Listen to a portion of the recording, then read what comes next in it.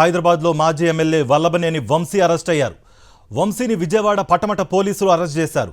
వంశీపై వివిధ సెక్షన్ల కింద కేసులు నమోదు చేశారు. వంశీపై ఎస్సీ ఎస్టీ అట్రాసిటీ కేసు కూడా నమోదు చేశారు పోలీసులు. వంశీని గచ్చిబౌలి నుంచి విజయవాడ తరలిస్తున్నారు ఏపీ పోలీసులు. వంశీని కిడ్నాప్, దాడి, ఎస్సీ ఎస్టీ అట్రాసిటీ కింద అరెస్ట్ చేస్తున్నట్లుగా వంశీ భార్యకు నోటీసులు ఇచ్చారు విజయవాడ పటమట పోలీసులు. గన్నవరం టీడీపీ ఆఫీస్పై దాడి కేసులో ముందస్తు బెయిల్పై ఉన్నారు వల్లభనేని వంశీ. ఫిర్యాదుదారుడు సత్యవర్ధన్ ఫిర్యాదును వెనక్కు తీసుకున్నారు.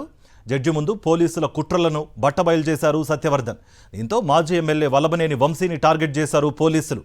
సత్యవర్ధన్ ఫిర్యాదు వెనక్కు తీసుకోవడంతో కక్షగట్టి మరో అక్రమ కేసు నమోదు చేశారు పోలీసులు. ఇదే అంశానికి సంబంధించి మరింత సమాచారం మా ప్రతినిధి సతీష్ అందిస్తారు. సతీష్,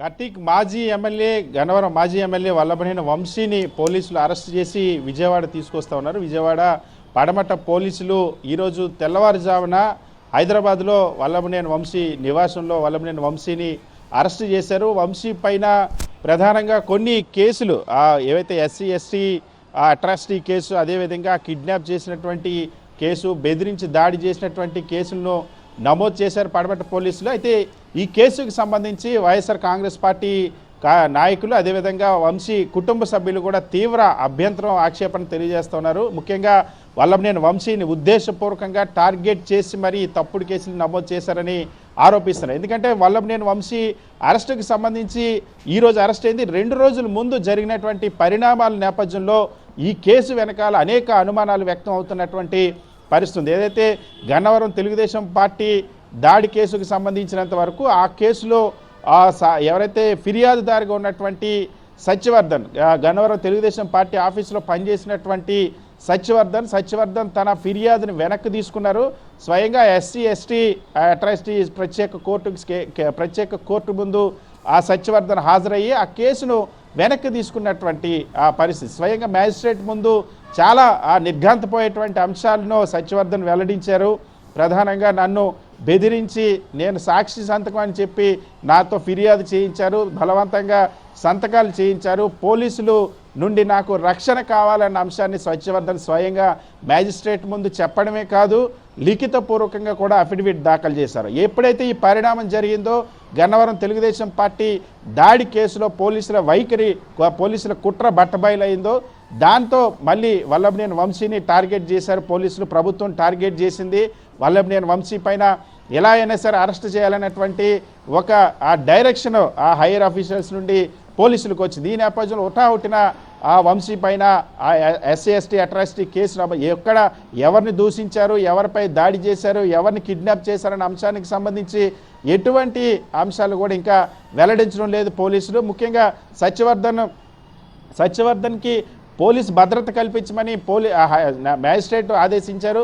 సో పోలీస్ భద్రత ఉన్నటువంటి సత్యవర్ధన్ని బెదిరించినట్టు ఏమైనా కేసు పెట్టారా, లేకపోతే సత్యవర్ధన్ కుటుంబ సభ్యులు, వాస్తవానికి నిన్నటి నుండి ఆ కుటుంబ సభ్యులు కనిపించడం లేదు. సత్యవర్ధన్ బంధువులు కూడా ఆందోళన చెందుతున్నారు. సో ఆ తల్లిదండ్రులు లేదా కుటుంబ సభ్యుల్ని ఎవరు తీసుకెళ్లారు, ఎక్కడికి తీసుకెళ్లారు అంశానికి సంబంధించి వంశీ ఎవరిని దూషించారు, వంశీ హైదరాబాద్లో ఉన్నటువంటి పరిస్థితి, సో పూర్తిగా ఈ కేసుకు సంబంధించి అనేక అనుమానాలు వ్యక్తం అవుతున్నటువంటి పరిస్థితి. వంశీని టార్గెట్ చేసి కేవలం ఎలాగైనా సరే ఏదో కేసులు అరెస్ట్ చేయాలన్నటువంటి అంశాన్ని ప్రధానంగా గత 9 నెలలుగా చెప్తూనే ఉన్నటువంటి పరిస్థితి. ఎన్నికల ఫలితాల అనంతరం కూడా వల్లభనేని వంశీ ఇంటిపైకి తెలుగుదేశం పార్టీకి సంబంధించినటువంటి రౌడీలు, నాయకులు వెళ్ళి భౌతికంగా హతమార్చేందుకు కూడా ప్రయత్నించారు, దాడి చేసే ప్రయత్నం చేశారు. కర్రలు, రాళ్ళు, కత్తులతో కూడా వెళ్ళి దాడి చేసేటువంటి ప్రయత్నం చేసిన పరిస్థితి ఎన్నికల ఫలితాలు వచ్చినప్పటి నుండి.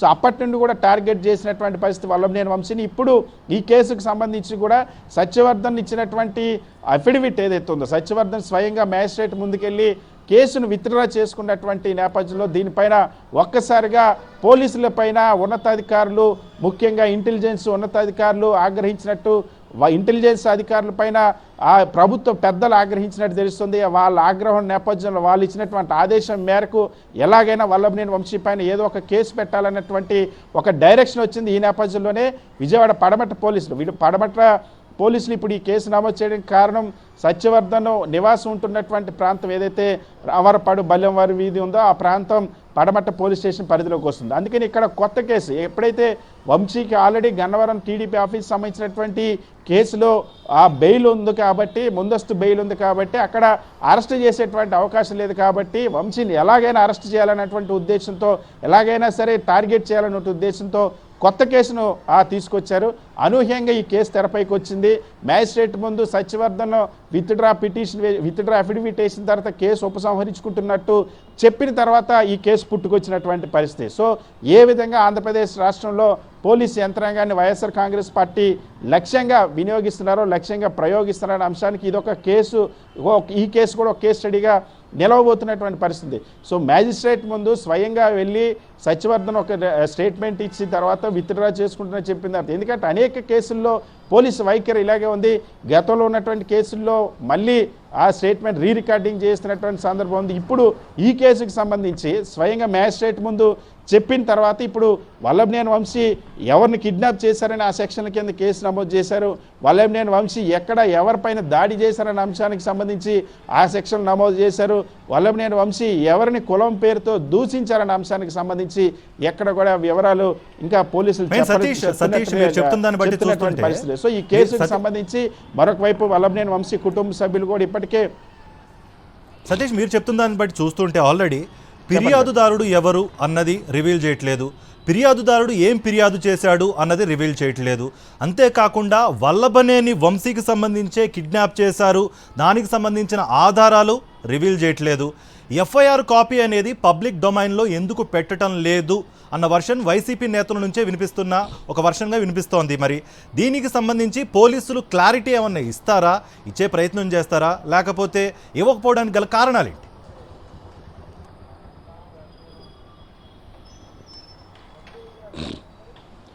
పోలీసుల వైఖరి తీవ్ర అనుమానాస్పదంగా ఉన్నటువంటి పరిస్థితి. ఈ కేసుకు సంబంధించి ఎందుకు అరెస్ట్ చేస్తున్నారు, ఎవరు ఫిర్యాదు చేశారనే అంశానికి సంబంధించి కూడా ఎటువంటి వివరాలు కూడా వెల్లడించడం లేదు. నేరుగా కోర్టులోనే ఇచ్చేటువంటి అవకాశం కనిపిస్తుంది.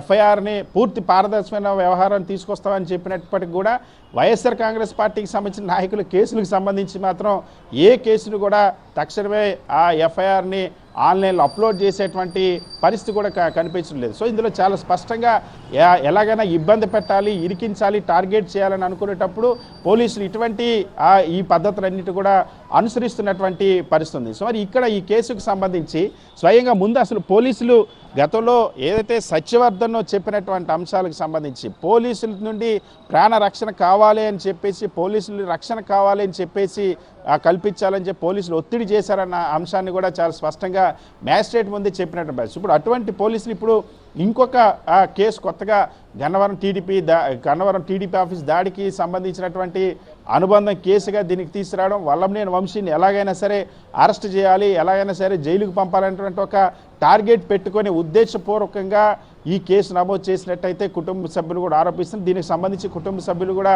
న్యాయవాదులకు ఇప్పటికే మొత్తం సమాచారాన్ని అందించారు. న్యాయవాదులు సంప్రదిస్తామని, ఎందుకంటే ఖచ్చితంగా తక్షణమే హైకోర్టును ఆశ్రయించేటువంటి అవకాశం ఉంది. ముఖ్యంగా ఎందుకంటే నిన్న జరిగిన వరుసగా 2 రోజుల నుండి జరుగుతున్నటువంటి పరిణామాలు, కోర్టులో జరిగినటువంటి పరిణామాలు, మ్యాజిస్ట్రేట్ ముందు జరిగినటువంటి పరిణామాల నేపథ్యంలో ఇప్పుడు ఈ కేసు ఏ విధంగా దీన్ని ఉద్దేశపూర్వకంగా పెట్టారన్న అంశానికి సంబంధించి చాలా స్పష్టంగా వైఎస్ఆర్ కాంగ్రెస్ పార్టీ కూడా తీవ్ర అభ్యంతరం తెలుపుతోంది. ఇది ఉద్దేశపూర్వకంగా కక్షపూరితంగా పెట్టినటువంటి కేసుగానే పరిగణిస్తోంది.